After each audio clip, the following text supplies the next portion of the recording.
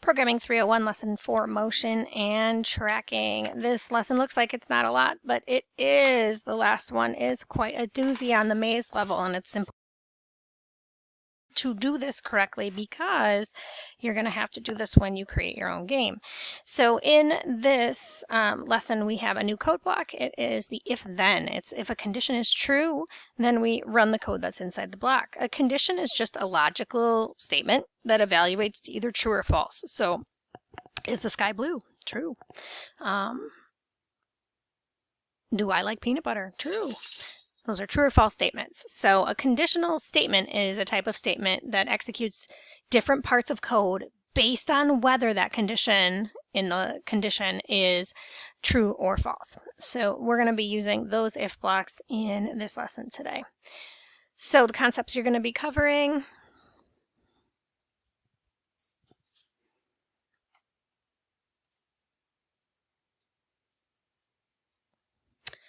point in direction when key is pressed and touching. So the way a character moves is on a set of degrees. So moving up the screen is 0, down is 180, right is 90, and left is 270. You can also say negative 90, and it will do just that. So if I click on these different blocks here, you'll see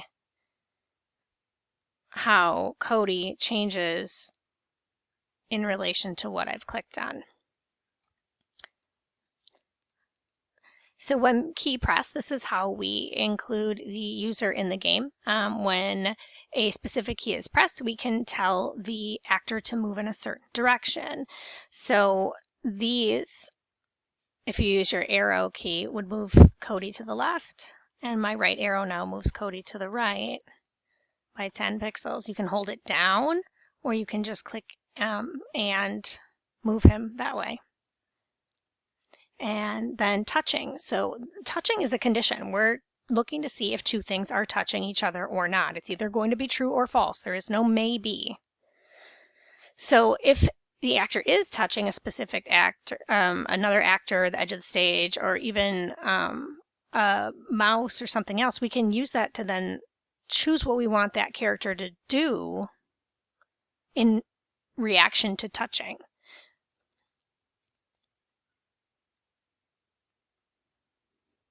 So in this example, the code in the back is saying, if the wizard is touching Cody, say hi to him. And then there's also if on edge bounce. This is a great block that's built in here. It turns you around. So if you hit the edge of a screen, you'll turn around. There are not very many levels in this lesson, but there's a lot to do in them. The first one's pretty easy. You're just going to help the knight walk around the castle walls. So you're going to learn to use all 4 arrow keys. Remember, when you're working with those arrow keys, that up and down are 0 and 180, and left and right are negative 90 and positive 90. It's nice because when you click on it, it gives you this rotation of degrees, so you don't have to remember it at first. The next thing that you'll do is make it so that the knight can't walk through the walls, because he will in the beginning. As you move up, down, and left and right, you have to let the code know that you don't want it to smack into stuff. So it's going to walk you through how to do that. And in the castle maze, you're going to code the Valkyrie to go through here. You got to get all the way through, click here, and get to the treasure. And you're just going to be programming the up and down arrows. The left and right are already there for you. Use those as a guide. Finally, the maze level. This one's crazy. It's hard. It's not that it's hard, it's that it's a lot. So what you're going to be doing is, if you follow the instructions through, you can make this as complicated or simple as you want.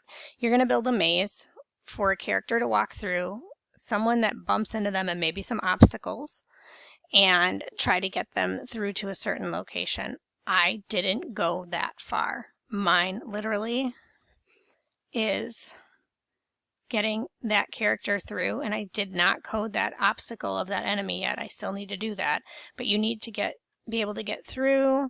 Notice how I bang into walls there if I go over to here. You don't have to worry about coding anything beyond what it's asking you to do. You're going to do a background. You're going to add an actor or a maze. You'll build the maze. I highly suggest that you use the duplicate and drag stuff around. And then you can add moving obstacles. Just use glide. So you can see I just glide back and forth between two locations.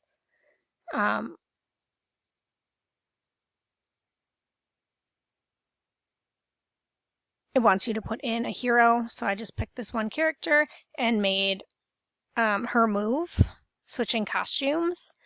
So it looks like she's moving, stops when it hits a wall. So I did this part right here, and it even tells you what your code should look like. Then it wants you to do this extra set rotation style left to right so that your character doesn't flop up and down when they're moving. You don't have to do anything more advanced than that. You just want to have to move through the maze. Okay, so it shouldn't take that long. And then there's a quiz at the end, but that is all there is for lesson 4.